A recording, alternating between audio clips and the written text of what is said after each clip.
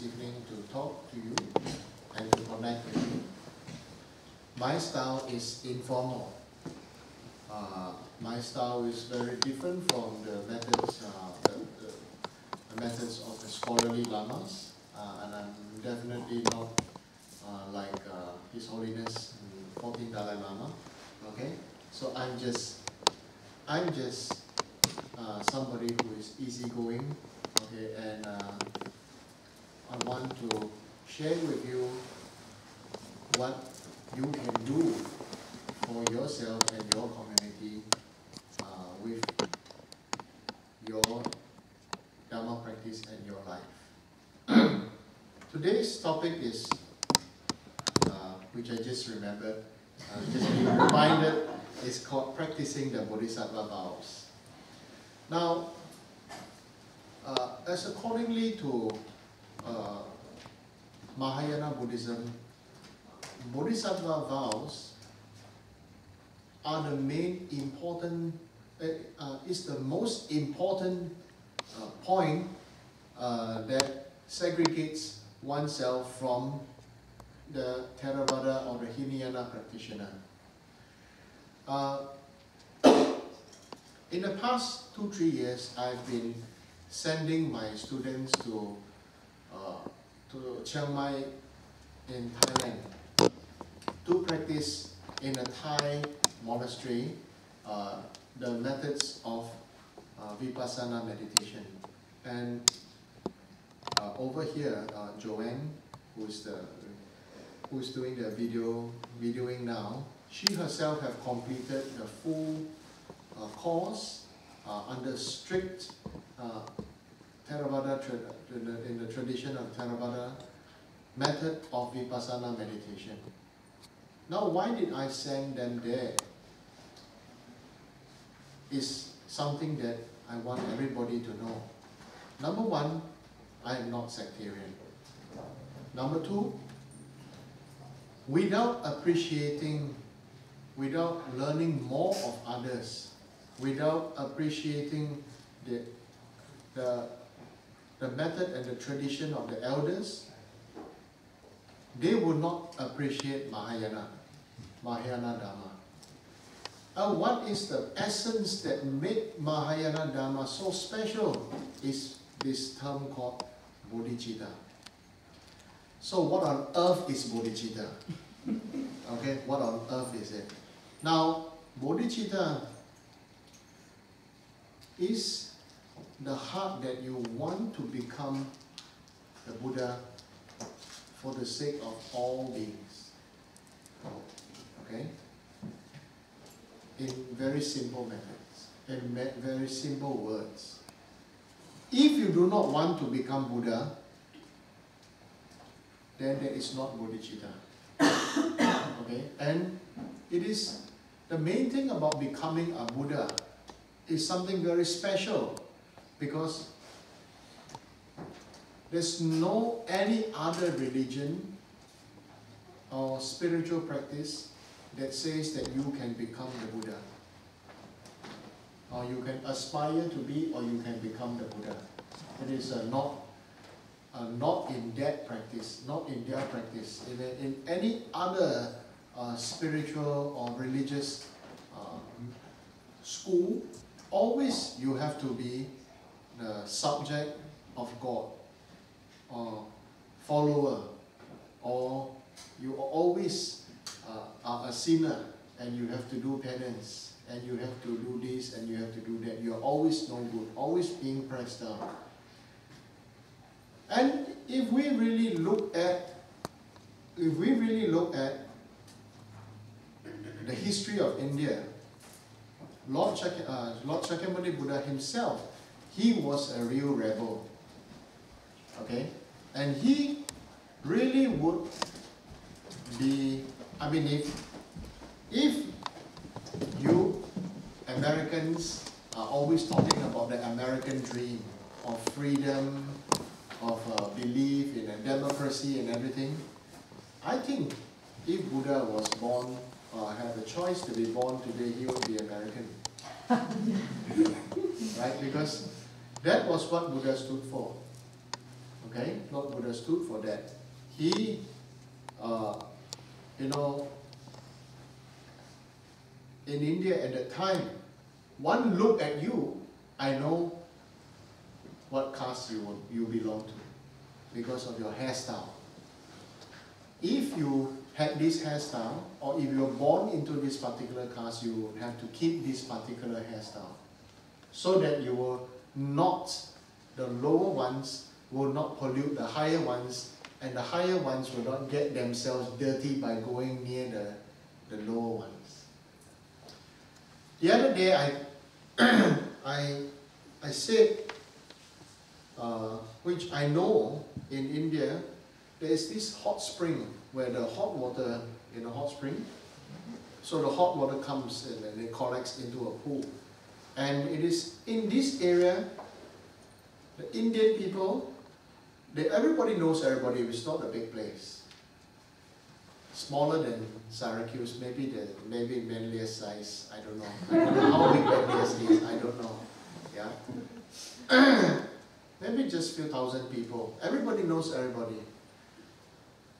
The people of the higher caste are able to soak in the hot spring water, the pool. They can. The water that comes from, that overflows, the dirty water, when they bathe and everything, the lower caste people bathe from that water. Imagine that. Would you do it?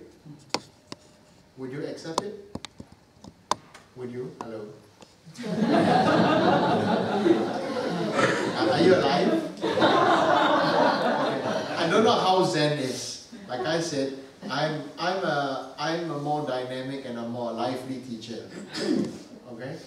So I appreciate you can laugh. You can be alive. Okay? So and so what Buddha did was, if you want to practice Dharma, number one, in the Hindu method of transformation, you would first have to die. Then they said, next life. Okay, next life. So what Buddha did was, you don't have to wait till next life. You can renounce now. So the monks' robes, the yellow robes that had the monks wear, the Sangha wear, that is actually the cloth that they used to wrap dead bodies. Okay, so when you become a monk or nun, so that is known as the, what is the English word for this cloth? Shroud. Shroud. Yes, shroud. Yellow shroud. You see? And the Sangha, when they wear it, is actually the shroud that remind them this is the living corpse. Now this is the borrowed living corpse. You know? And the renunciation, that means you have to renounce the attachment of your past, so that you can have a new life. So in Buddhism, 2,600 years ago, Lord Buddha, what he did was really miraculous. Renounce now. And that would mean shave off your hair. You see, because I told you earlier on, your hairstyle, you know, some would shave off their hair and they have a little bit of hair here and a little bit, a small bunch of hair. And when the people look at that, they know that you are Brahmin caste. Just like before I came here, there were some Indian tourists from India, and they came to attend my teachings. And when they first introduced themselves, they were very polite. And they say, "Oh, I'm a Brahmin. I'm born in a Brahmin caste. I study and I look after this, and they introduced themselves to me very politely. They didn't mean any disrespect. So, but it was a matter of fact. I'm Brahmin. I'm born in a Brahmin caste. My name is so and so. Okay, and my family, we do this and this." So, as you see, if your ancestors were toilet cleaners, you would have to be a toilet cleaner, and all your descendants would have to be toilet cleaners, janitors. If they were butchers, you have to be a butcher and all your descendants will have to be butchers. There was no way out. This was called law and order. So in America, we are all pretty free, you know. You can do whatever you want. Right? True. No? Right? And so, that was the meaning of the renunciation. That's the meaning of renunciation, to renounce the attachment to this life. So, when we talk about bodhichitta, to want to become a Buddha, we need to first renounce the attachment to this life. What is the essence of Zen? Everybody practice. This is Zen center. Everybody practice meditation. But inside your heart, I'm going this, last time I'm supposed to do that, this, so what I ate just now, maybe not so nice, but I need to be eating what I Right? Right? You want me to share with you how I do my meditation? Yes. Sure. Okay? But you have a commitment. After I teach you, you must practice. And I guarantee you success. You want? Yeah. Yes, please. Really? Thank you for saying Yes, please. First thing first, you have to renounce the idea that whoever you are, whatever you are, where you come from, who your mother, father is, dump it.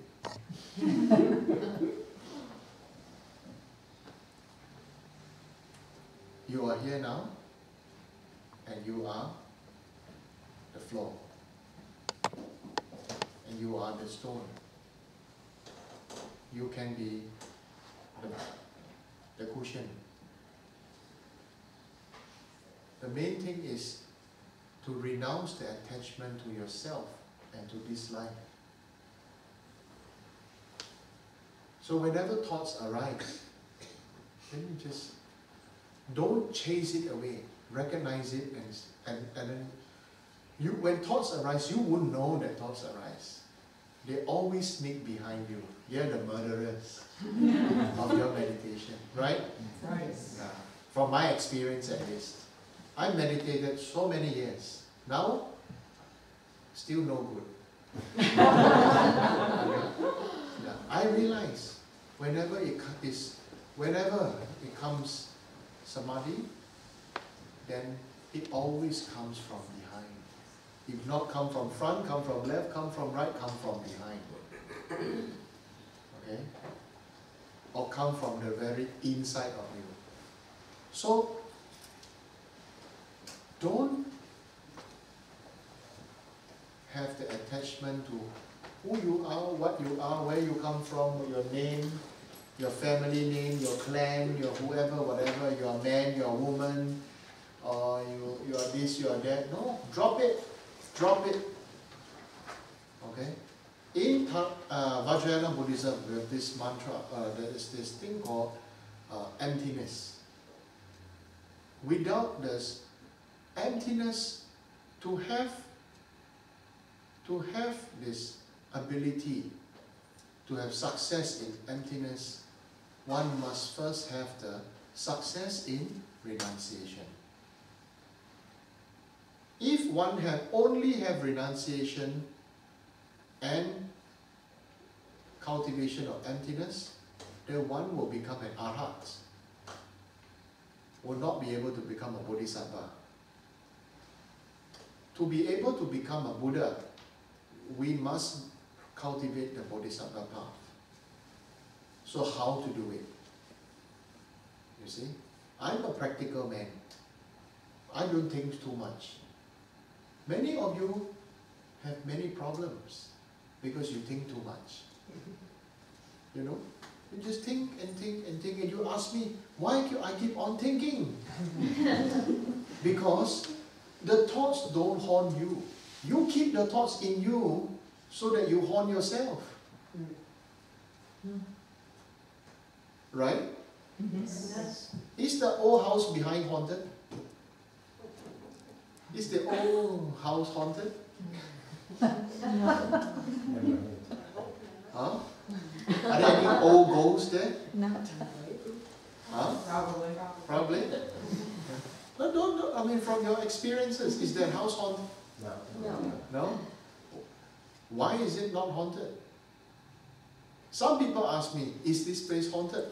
Let me tell you the truthful answer. It is haunted because you allowed the ghost to be there. But if that place is really haunted and I really see a ghost there, what do? Shake hand, make friends lah. You see? If that friend has been living there for some time, why do you want to chase it away? You know? Meditation, it also means accepting one and connectedness to all. Whether you're God or ghost or spirit, you know. Nowadays people always saying there must be a good, there must be a bad, there must be the right way. What right way? What good, what bad, what evil? Who created it? You! Who created the evil? Who kept the evil? Who's been keeping the thoughts? Who's been making yourself think? Nobody point you the gun or knife. Ting. There is Big Brother. Huh? There is Big Brother. What's it? Big brother? Always being watched by the government. Big Brother. You see, Big Brother, let them watch. They are insecure. So they watch. Right? They're insecure, let them watch. Somebody, you know, they were saying that, oh, Rinpoche, you're teaching, people are videoing, people are writing, people are recording, aren't you afraid, and this and that. If I was afraid, frankly speaking, if somebody wants to get you into trouble, wants to sabotage you, wants to say bad things about you, even if you didn't do anything, they would still say it, right? Correct? Yes. Yeah. That's how rumors come about, so these are all just karmic winds. So when you say there's Big Brother, allow Big Brother to do whatever he wants. Let him deal with his own insecurity. Okay? But ourselves, we have to start loving ourselves. You know, meditation and Vajrayana Buddhism, we have Mandala offering. These two are very similar. Why? You want to know? Yes. Please. When we do Mandala offering, we say, we bless the place, Om Ahum, Om Ahum, Om Ahum, 3 times. And we say, this ground anointed with perfume, be strewn with flowers. Mount Meru, 4 lands, the sun and the moon. Okay, imagine as a Buddha land and offered to you, and may all beings be able to enjoy this pure land. Actually, when I came to Syracuse and I looked at everything, I said, wow, this is like Mandala. There are mountains, there are hills, there are lots of flowers. It's vast and it's clean, it's a natural place. But it's only like a mandala. Only halfway there. You know why? Because we didn't think may all beings be able to enjoy this pure land. We only want to occupy the place and chase everybody else out. Right? You have your own property. And you only want to occupy your property and chase everybody else. And you wouldn't say, may all beings be able to enjoy this pure land. So how you treat your property and how you treat your mind, how you treat your body is very much the state, the inner state of your mind. It's very interesting. For me, one look at you, I know everything about you. How you hold your chopsticks, how you sit, how you do your hair, I know everything about you. But I don't say, I just smile. Inside me I go, woohoo! Outside I just go, alright.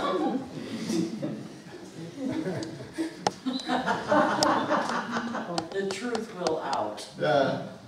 I just, don't want to say so much, I just in my mind say, wow, this fella poor thing. He said, wow, this one's unbelievable. Yeah, I make such statements to my own mind to amuse myself, just for fun. Like me, I don't eat dinner, but I eat just for fun. You know, many things you can allow yourself, you don't do, okay, but if others are in a situation, then allow it to be just for fun. Why can't you have fun in your life? If you want to be on a path of Dharma, you know, do you see any Buddhas in the statue, the faces? You know, and you are practicing and you say, come temple, better watch out. Huh? One step, how you breathe also I can see you. You know, so imagine the Buddha statue in a cup like that. You see, all the Buddhas and Bodhisattvas look serene and they are smiling and they are at ease. In Chinese, maybe at ease is called 自在. Okay? Self, there. Direct translation, self is there. You understand there's a self, but just accept. You're at ease. Whatever other people say, other people believe, and other people threaten, other people scold, other people say good, other people say no good, but you are still yourself. Isn't it? If we observe ourselves, we will say we want to practicing the Bodhisattva vows. What is the first most important vow to keep the vow alive? That is, we never give up the thought of striving to become a Buddha. That is the most fundamental vow. You always keep that when you look at the Buddha, you say, I don't know about you, I actually compose my own prayer, you know. You want to know? I share with you.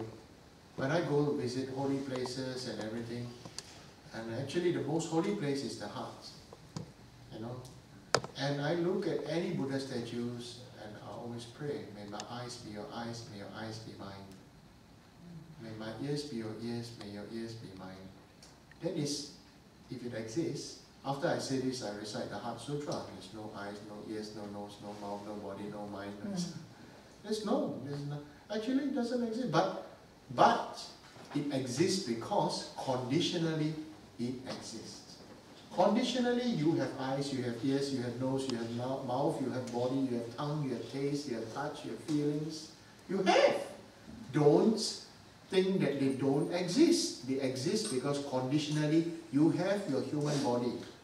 So you have. Accept it. Enjoy your human body because you have it. But don't be attached. How? How not to be attached? By knowing that it is going to die. Make the human body, have fun. Make your human body, it's like a,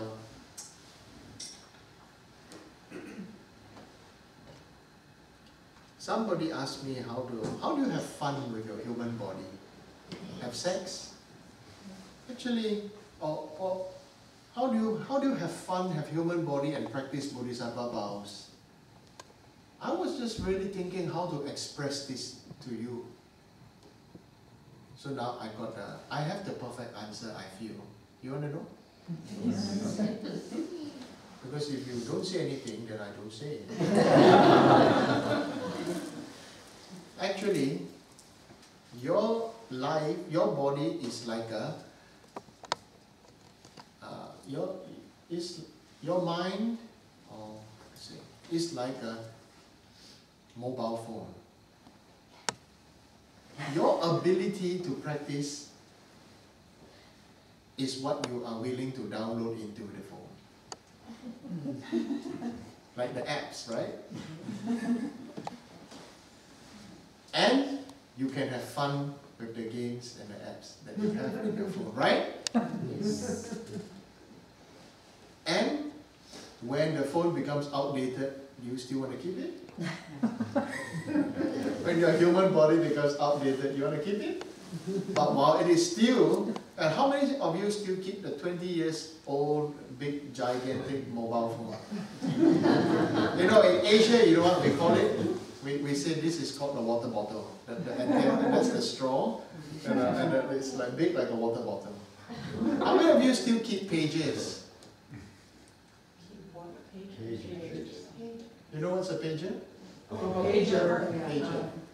I think many years ago we had this, somebody call you and then it beeps, right? It says, you remember that or not? Yeah. Yes. I thought I'm the only one.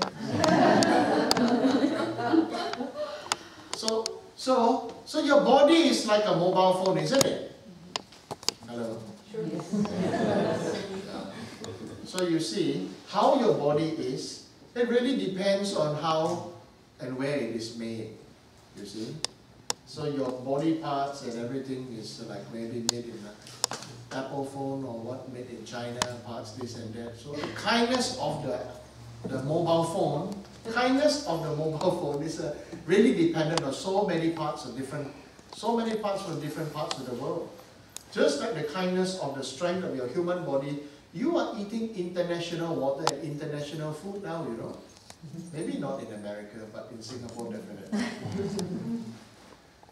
Right? But definitely everything that you use, definitely, sure something made in Asia, made in China. Right?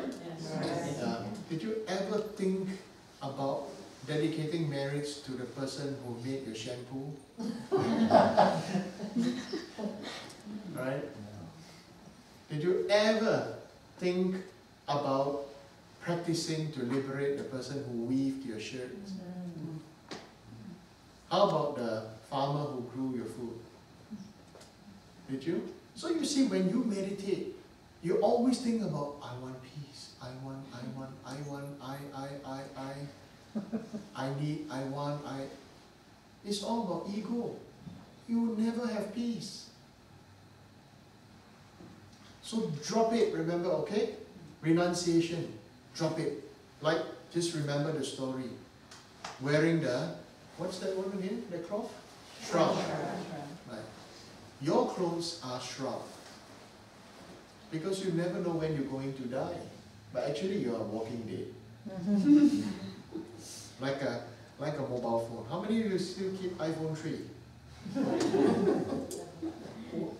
You mean you don't keep all your old mobile phones? Huh? Do you frame them up and make into a collection through the years? And do you do that? You mean at the time it served you so well and you don't have any remembrance for it? You bury it and have a tablet for it? No? So you are like somebody who visits a prostitute, you know? After you play and have fun, you forget about them. Huh? So I like to use these kind of words. How many of you like to drink soda on a hot day? Ice cold soda on a hot day? I do. Everybody else?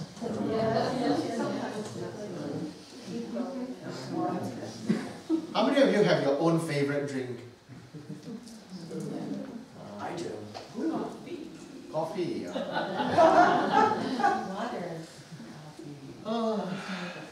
Okay, just remember, if you have a favorite drink and when you're enjoying your favorite drink, there is no difference in enjoying your favorite drink and favorite food with attachment, like a person going to enjoy a prostitute. There is no difference. They are all, you see, when I say going to visit a prostitute and have pleasure of the senses, you think that is dirty, yeah? And low, isn't it? Right? And morally wrong, isn't it? Right? You see, your mind is so fixated and your mind is so righteous. How are you going to ever have inner peace? You mean drinking ice cold soda on a very hot day with attachment? That is not the same attachment as lust and desire. It's the same. Some people enjoy cigarette like addiction. Some people eat food and with addiction and desire. Same. These are all eyes, ears, nose, mouth, body, eye, tongue, everything, you know. We want practice, you want to have Zen. You have to see everything as same. Like the smell this perfume, don't like the smell of toilet, is also not same. Smell is smell. You know, that one time it was very interesting. I have dogs at home. I like dogs. You know, dog, they like to smell everything. Isn't it? And one time, I did this to my dog. I sprayed perfume on a paper and let the dog smell on paper, and the dog smell, and they say, nice, the dog just give me a funny. I have pugs. I love pugs. Okay? And my pug gave birth to 20 over pugs. And I gave them all away. Okay, so I'm a pug granddaddy. Okay? And I let the dog smell, the pug smell. And the dog, I said, nice, the dog gave me a funny look. Oh. And I walked away. Another time I let the dog smell food. And immediately, before I ask nice, thing in the mouth. Okay? Yeah. Then one time, as I was doing some cleaning and everything, then I had gas in the stomach. So my dog came to smell, so I decided I'm going to fart. You know, so I farted and my dog went to smell. So then I was thinking, you know, the dog smells, all smells, without judgment. It is a smell. It is not a good smell or a bad smell. It is a smell. Can you get it? Mm-hmm. When you see things, there's no good thing and no bad thing. It is just sight.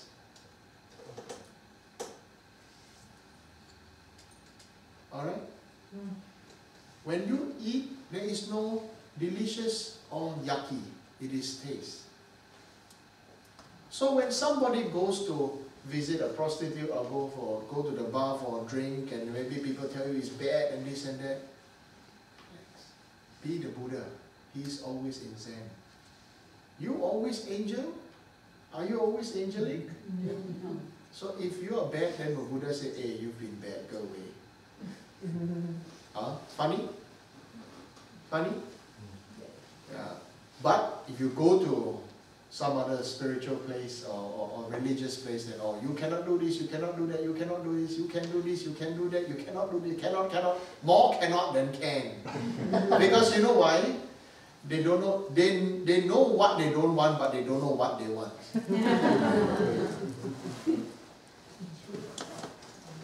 Right? You think about it. My grandmother and my great-grandmother, when I was young, I asked them, they always say, cannot do this, cannot do that, cannot. Then after that, I asked them, so many cannot, so what can? I was not an easy kid. But I love my great-grandmother. She was always there. My great-grandmother would be wearing the same kind of clothes as me. You know, and my great-grandmother will always be there, and she will always think, what can? And then she would tell me, you can be happy. But don't be happy for yourself. Don't be happy for yourself. Be happy. More people happy, better than one person happy. Share your happiness. And when more people are happy, there will be greater joy and greater harmony. My great-grandmother told that to me when I was 6. I remembered all this. My great-grandmother is illiterate, so is my grandmother. They cannot even write numbers properly. Yeah. And so they had a memory of a mammoth, because they trained themselves to remember everything because they couldn't read or write. Yeah. So I asked my great-grandmother and my grandmother many things. So that I realize who is more wise, you know, and it's always my great-grandmother, which I later realized when my grandmother became as old as my grandmother said the same things. So wisdom comes with age too, comes with experience too. So if you really want to practice, stop thinking and start doing. Stop thinking, maybe I should do this, maybe I should follow this tradition, maybe I should follow that, maybe this is good, maybe that's good. All these are all your insecurities. Your need to keep on checking and checking and checking and checking. By the time you finish checking, by the time you think you want to practice, you are too old, too painful, too this, too that. And then you start telling me, oh, last time. Then a life full of regrets and this and that. Oh, come on. Do yourself a favor, love yourself, and if you just want to do it, then just enjoy your iPhone, or enjoy your mobile while it's still, its lifespan is still in its, what do you call this? It's still in fashion or still in what? What do you call that? In style. In style. Current style. You understand what I'm saying? I'm sorry, my English not so good. Because my natural mode of thinking is in Mandarin. And so sometimes I actually am translating very, very quickly in my mind. See, I'm thinking in Mandarin, I'm speaking in English. So sometimes I will say things like, go to the fish and get the fridge out. Yeah. I used to laugh at my mother until I said, I was diagnosed to be Dyslexic. Dyslexic. Yeah. So really crazy. When I was young, everything I was doing the opposite way. I thought it was very nice. Everybody do like this. I do like this. So nice. Oh my gosh! Until I went to school, I wanted never to go to school ever again. Okay. So when you want to practice, don't. But how did I survive? I spoke to my grandmother, and my grandmother said. My great-grandmother said to me, I'm not happy. You said to be happy, but don't be happy for yourself, be happy for others. You know what my great-grandmother said to me? That touched my heart forever.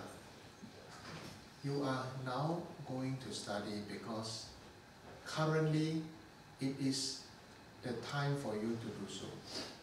When you are growing up, you won't be in the situation to be going to school anymore.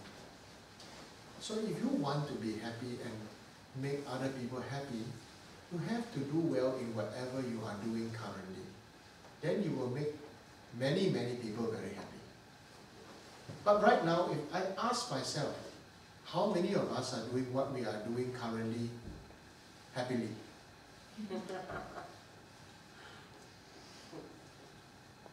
So just do what, have no regrets. Focus upon wanting to become a Buddha. Focus upon being happy to become a Buddha for the sake of wanting to liberate all beings from their suffering. And focus and direct our mind to do well.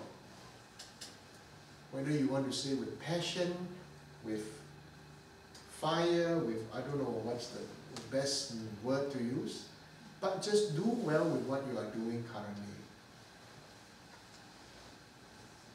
Can you all try to do that? Yes. Don't think about last time. Don't think about future. Now my greatest time of being present is with children. Children have not much past to think about, isn't it? Mm-hmm. Children also don't think so much about the future, isn't it? Children is here and now. Right? Mm-hmm. So what I'm telling you is be childlike again. Think about what other people have to say. When children see children, they don't see color, don't see race, don't see who your parents are, where you stay. Right? So we need to be that again. So we must, when we meditate, we generate the intention to have a deep awakening for the sake of liberating all beings. That's enough. How long it take, how long it will take, when will I achieve it, when will I do it, how long should I do it, all this thing not. When you meditate, just enjoy. When you have pain and all that, accept that there is. If you feel you don't want to enjoy, okay, stop. Then you'll be happy. First day, 1 minute, very long, 1 minute. You count seconds. I don't know. By the time, I did my meditation, then slowly, by the time you are really settled down and you want to start, oh, already. Sometime, maybe 1 hour. By the time you go into your inner world. What is the inner world? Meditation, like I said, is the inner world. We're always looking for somewhere else to escape to. Meditation is the best place to go into your inner world first. If you cannot meditate, you cannot have inner peace. You cannot have inner peace, nobody can enjoy your inner world.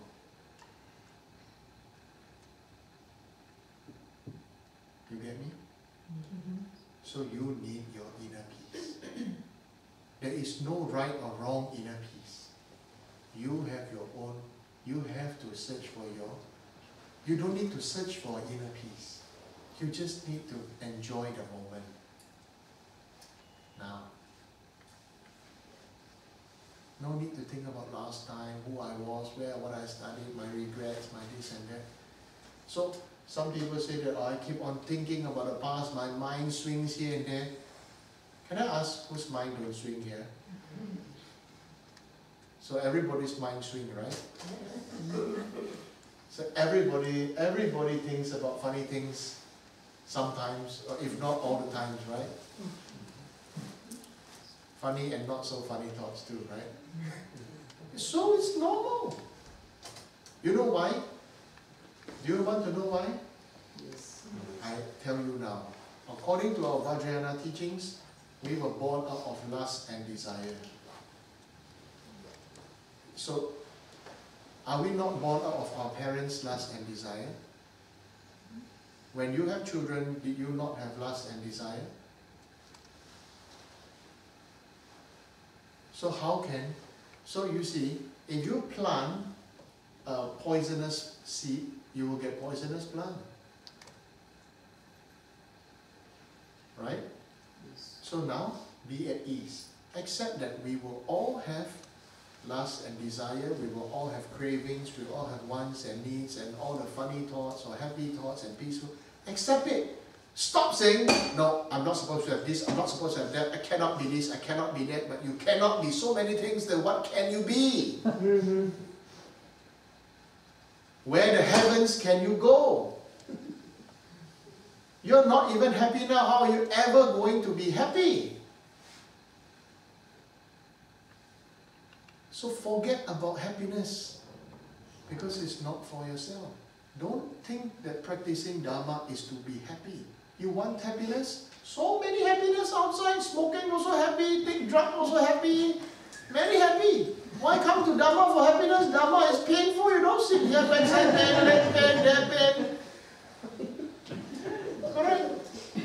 So, did I say something wrong? Or did I speak your mind? I spoke your mind? I hope you don't beat me up, okay? Yeah. So don't think about coming to Dharma is to be happy. Coming to Dharma, coming to see Buddha, you will never be happy. You have inner peace. That is